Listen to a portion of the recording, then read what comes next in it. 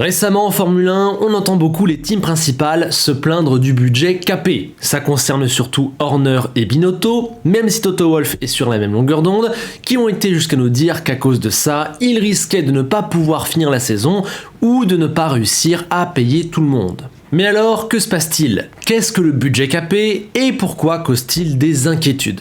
Va-t-on réellement assister à des situations catastrophes avec de potentielles sanctions? Cela peut-il bouleverser le championnat? C'est tout ce qu'on va essayer de voir ensemble aujourd'hui.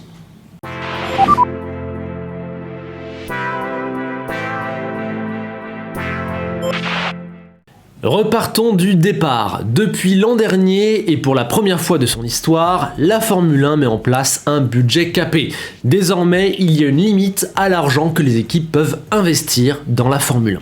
Terminé les chèques à l'infini, désormais il y a un plafond. Il était de 145 millions de dollars l'an dernier, c'est 140 cette année, ce sera 135 en 2023, et pour la suite, on verra.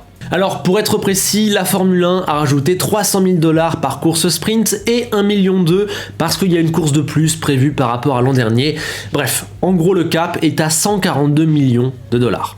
Si on rentre dans le détail, il faut préciser que cette mesure n'englobe pas tout. Tout n'est pas compris dans le plafond, il y a toute une série d'exceptions, comme par exemple, et c'est un gros morceau, le développement du moteur et de ses pièces, mais également le salaire des pilotes et des 3 employés les mieux payés, les dépenses en marketing ou encore tout ce qui est vol et hébergement. Vous avez sous les yeux la liste complète des choses qui ne comptent pas dans les 142 millions. Ce n'est donc pas parfait, mais cela suit une certaine logique. Le budget capé, cela concerne la construction et la performance de la voiture. À vrai dire, les hôtels et le marketing, c'est très secondaire.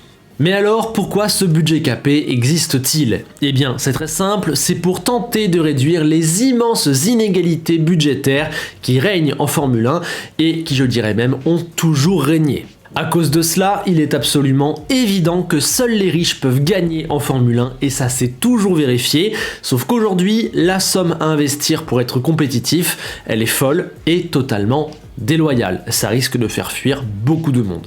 Il suffit de voir les budgets des dernières années, comme dans ce travail magnifique fait par Racefans, que je vous mets à l'image, mais également via des articles en description. On voit qu'en 2019, Ferrari, Mercedes et Red Bull dépassaient les 400 millions de budget, quand Haas et Williams plafonnaient à 150 millions. C'est très instructif. Concrètement, on a voulu mettre fin à ces situations où certaines équipes avaient 5 fois le budget des autres, ce qui fausse totalement la compétition, car la corrélation entre performance et argent, elle est clairement établie en Formule 1. Cette règle va donc dans le sens de l'équité, avec un resserrement des moyens à disposition sur la grille, et surtout ça va dans le sens des plus petites équipes qui commençaient à mourir en fond de grille, sans espoir de pouvoir faire mieux un jour, car comment rivaliser avec les 500 millions de Mercedes? Et puis, il faut l'avouer, ça ne fait rêver personne que ça soit toujours les mêmes qui gagnent, qui plus est, car ils ont la plus grosse tirelire. Voilà, ce n'était pas juste, et ça devenait un petit peu trop caricatural, il fallait y mettre fin. Et désormais, l'importance de l'argent dans la compétitivité est mécaniquement réduite, on le voit, ça donne des raisons aux plus faibles de rester et rend la Formule 1 théoriquement plus compétitive. Maintenant que chacun dépense plus ou moins la même somme, ou du moins que les écarts ont été considérablement aplatis, c'est l'ingéniosité, les compétences qui vont faire la différence. On n'a pas tout remis à zéro, mais clairement on a rééquilibré la balance. C'est même très avantageux pour les petits. Eux sont habitués à travailler avec peu de moyens et vont pouvoir motiver les grands patrons à lâcher un peu plus pour atteindre la limite budgétaire, tandis que les cadors vont devoir réduire drastiquement leur train de vie de 3 à 4 fois par rapport à avant. Faire pareil avec moins, ça va être très compliqué. Bref, vous avez compris la logique de cette mesure. Personnellement, je la trouve absolument sensée. C'est très sain de mettre ça en place. Il est important que tout le monde ait sa chance et que l'argent ne fausse pas la compétition dès le départ. Je suis à 100% pour, surtout qu'on n'inclut pas tout dedans. Ça va, le marketing, les hôtels, on a toujours le droit d'avoir un gros train de vie. Mais tout ce qui concerne la compétition, on essaye de mettre plus d'équité. Si ça tenait qu'à moi, on ferait ça dans plus de sports. Mais c'est un autre débat. Bien, c'est donc dans ce contexte que se multiplient les phrases assassines des teams principales qui critiquent le système, mais vous aurez remarqué que ça ne vient que des principales équipes, celles qui auraient les moyens de dépenser plus et qui trustent les premières positions.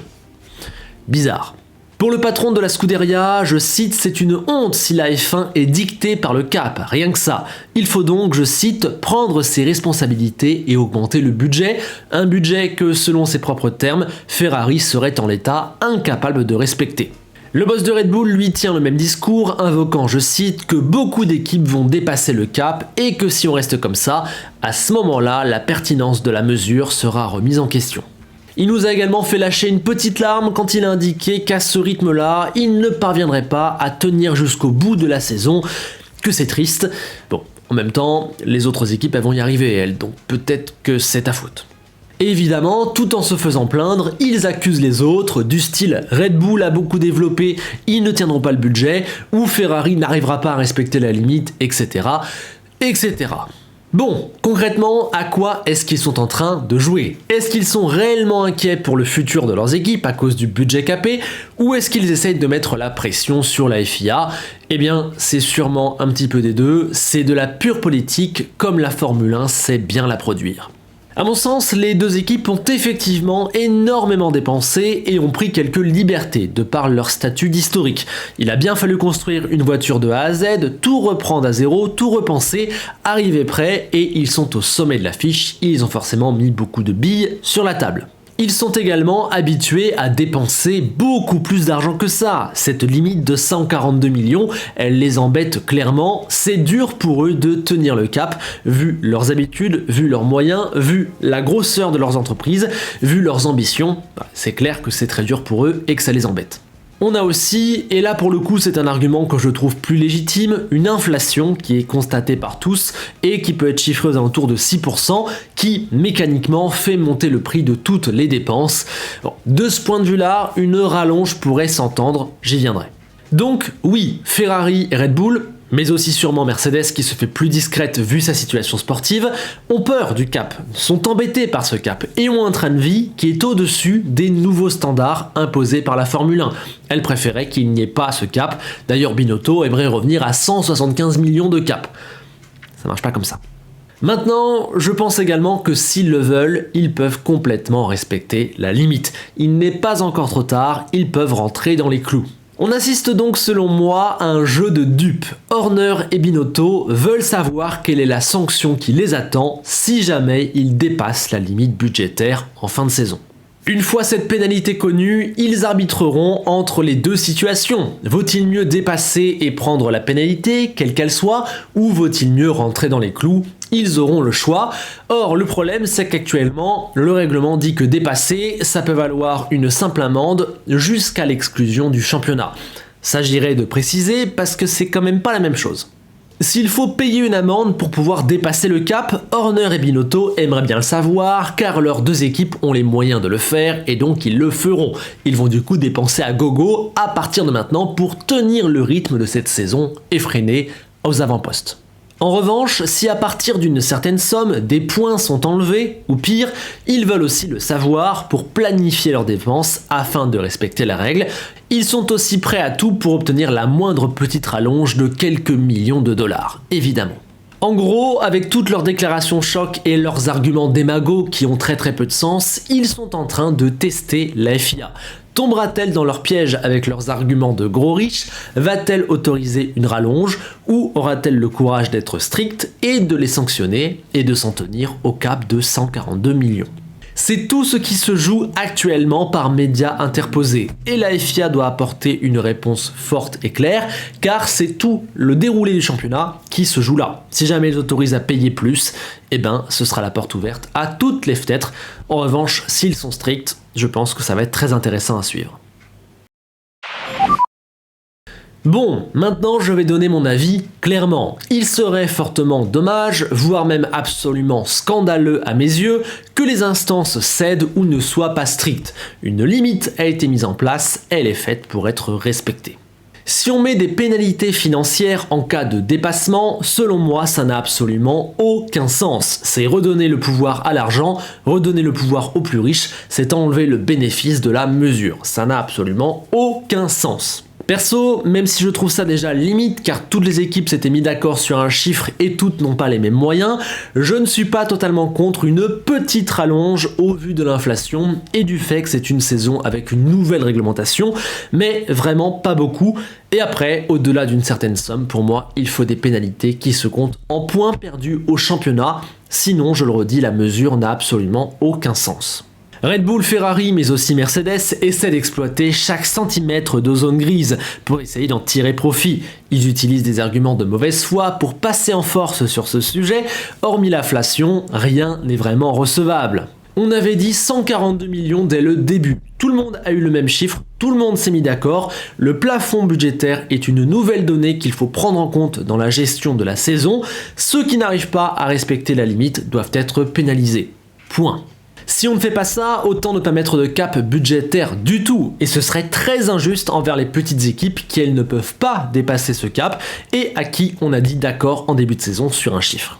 Je trouve donc le comportement des top teams grossier, ridicule, hypocrite, déplacé et culotté, mais ça ne me surprend pas, c'est pareil sur tous les sujets en Formule 1, tout le monde défend sa propre chapelle aveuglément, en se victimisant, en étant complètement caricatural. Ça a été le cas sur les modes moteurs il y a quelques années pour pénaliser Mercedes en qualif, ça a été le cas l'an dernier sur l'affaire des ailerons flexibles. On commence aussi à le voir sur l'affaire du marsouinage cette saison avec des propos de plus en plus caricaturaux dans tous les sens. C'est la Formule 1, faut juste pas que la FIA se laisse faire et sache imposer sa règle comme elle avait été décidée et implantée à la base, car cette règle, je le répète, elle est très juste. D'ailleurs, selon Auto Hebdo, 3 équipes seraient catégoriquement opposées à une remontée du plafond budgétaire. On imagine qu'il s'agit des moins bien dotés en ressources financières et ils ont complètement raison, je les soutiens. C'est toujours pareil, les gros veulent gratter de plus en plus, il faut pas se laisser faire. Alors maintenant, conclusion, va-t-on vers une fin de saison bouleversée où certains se feront retirer des points, où certains ne pourront pas courir, où il faudra arbitrer entre chaque centime dépensé et les potentielles pénalités, bref, vous voyez le scénario cauchemardesque. Eh bien, sincèrement, à l'heure actuelle, je pense que non. Nous sommes encore super tôt dans la saison, Ferrari et Red Bull ont encore les moyens de rentrer dans les clous ou au moins d'arriver à une somme où il y a un accord qui est faisable. Voilà. Juste actuellement, ils veulent savoir quelle est la sanction pour adapter leur comportement, adapter leurs dépenses, adapter la planification de leur saison, où quand même ils se jouent le titre. Donc les mecs, ils ont des enjeux et des ambitions complètement fous. Je m'attends à des difficultés, des discussions, des couacs, des clashs, mais comme toujours en Formule 1, on arrivera à un terrain d'entente et au final, il y aura quelque chose qui sera mis en place et la situation sera réglée, comme les ailerons flexibles de l'an dernier. Il y a juste à espérer que ce qu'on aura à la fin ne sera pas trop éloigné, voire même pas éloigné du tout, de la promesse faite initialement par le budget capé que je trouve très saine.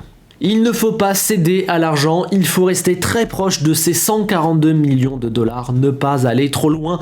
C'est important, vraiment, pour toute la tenue du sport et vraiment les promesses qui ont été faites récemment. Ce qui peut quand même nous rassurer, c'est que quoi qu'il arrive, Red Bull, Ferrari mais aussi Mercedes seront logés à la même enseigne, devront obéir à la même règle. On n'aura pas un championnat faussé de ce point de vue-là. Par contre, là où ça peut être faussé, c'est par rapport aux petites équipes. Et je ne veux pas que ça arrive. On suivra donc ça, mais ce qui m'inquiète au-delà du budget capé, car j'ai bon espoir que la limite soit respectée, c'est que la FIA commence à se faire déborder de partout. C'était déjà le cas sur le sportif, ça le devient sur le champ politique et financier. Attention, ça annonce généralement peut-être des insurrections, des clans et des crises d'institutions qu'on a déjà connues en F1, et ça amène des périodes d'incertitude et de changement. Peut-être que bientôt, avec tout ce qui se passe, notamment au niveau du calendrier, de la redistribution, de l'argent, des salaires, on va peut-être arriver à un tournant, on essaiera de suivre ça. Bien, sur ce, j'espère que cette vidéo vous aura plu. J'aime bien de temps en temps expliquer un sujet de l'actualité qu'on entend beaucoup, essayer de repartir de la base pour que tout le monde puisse comprendre la chose, et ensuite venir expliquer les petites subtilités. Voilà. Si vous avez des questions, évidemment, posez-les en commentaire, j'y répondrai. Et si la vidéo vous a plu, pensez au like, au partage et à l'abonnement. Et j'ai également plusieurs réseaux sociaux qui sont dans la description. Venez m'y suivre. Allez, on se donne rendez-vous dimanche à 13h sur Pole Position avec les pistonnés. Et également, je vous souhaite un très bon week-end du Grand Prix du Canada. J'ai hâte, franchement, c'est un circuit que j'aime beaucoup. Enfin de retour après 3 ans d'absence, ça m'avait manqué. Bref, on se voit à Pole Position. On se retrouve pour le déprix. D'ici là, portez-vous bien.